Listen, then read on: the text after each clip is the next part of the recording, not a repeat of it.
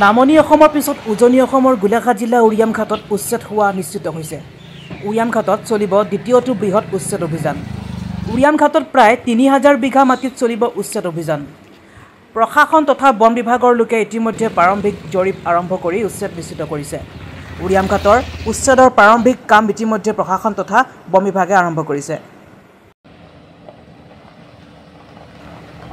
উৰিয়ামঘাট সীমান্তৰ দয়ালপুৰ, পিঠাঘাট, খেৰবাৰীকে ধৰি কেইবাখনো গাঁৱত জৰীপ আৰম্ভ কৰিছে বন বিভাগৰ দলে।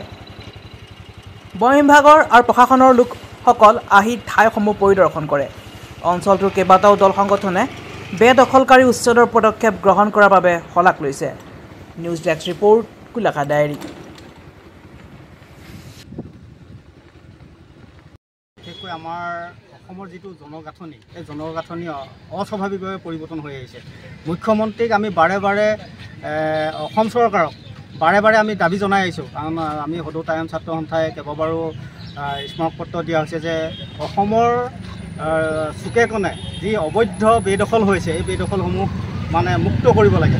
আৰু আজি কিছুদিনৰ ধৰি লওক আমাৰ ধনশিৰি মহকুমাত বানপীড়িত অঞ্চলৰ যি দুৰ্গতিসমূহ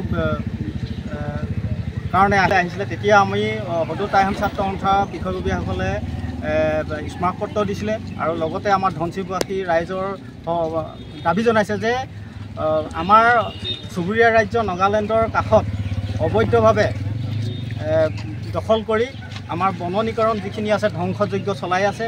আমাৰ এখন দৈয়াং আছে, দৈয়াঙৰ প্ৰাকৃতিক সৌন্দৰ্য গঠনটো নষ্ট হৈছে। আমাৰ জনগাঁথনি ভয়াৱহ হ'ব। এতিয়াই যদি আমাৰ উচ্ছেদ নকৰে, ভৱিষ্যত দিনত আৰু এটা ভয়াৱহ ৰূপ ল'ব আমাৰ এই অঞ্চলটো। এই গোলাঘাট জিলাৰ আমাৰ ধনশিৰি মহকুমাৰ প্ৰকৃতিয়ে আমাক যিটো এটা বিনন্দীয়া সৌন্দৰ্য প্ৰদান কৰিছিলে, সেই সৌন্দৰ্যখিনি আজি কেইবছৰমানৰ পৰা অবৈধ বহিৰাগতৰ দখলত আমাৰ সেই প্ৰকৃতিৰ পৰিৱেশটো সম্পূৰ্ণভাৱে বিনষ্ট হৈ গৈছে, যাৰ ফলশ্ৰুতিত আমাৰ এই অঞ্চলৰ প্ৰকৃতিৰ বাতানুকূল ধ্বংস হৈ গৈছে। যোৱা কেইদিনমানৰ আগত মাননীয় মুখ্যমন্ত্ৰী মহোদয় ধনশিৰি মহকুমাৰ বানপীড়িত অঞ্চলৰ খবৰ ল'বলৈ আহোঁতে উৰিয়ামঘাট অঞ্চলৰ বিষয়ে এটি বাতৰি প্ৰকাশ দেখিবলৈ পোৱা গৈছিল। আমি সেই বাতৰিত যথেষ্ট আনন্দিত হৈছোঁ। ধনশিৰি মহকুমা খিলঞ্জীয়া ঐক্য মঞ্চই আজি যোৱা 2024 চনতে আমি মাননীয় মুখ্যমন্ত্ৰী মহোদয়লৈ আৰু DC আৰু আমাৰ স্থানীয় বিধায়ক মহোদয়ক আমি আবেদন দিছিলোঁ, যিখিনি অবৈধভাৱে বেদখলকাৰী আমাৰ উৰিয়ামঘাট সীমান্ত অঞ্চলত আছে, তেখেতলোকক উচ্ছেদ কৰিব লাগে আৰু সেই ছ'চিয়েল ফৰেষ্টখিনি উদ্ধাৰ কৰি তাত বননীকৰণ কৰাৰ ব্যৱস্থা কৰিব লাগে।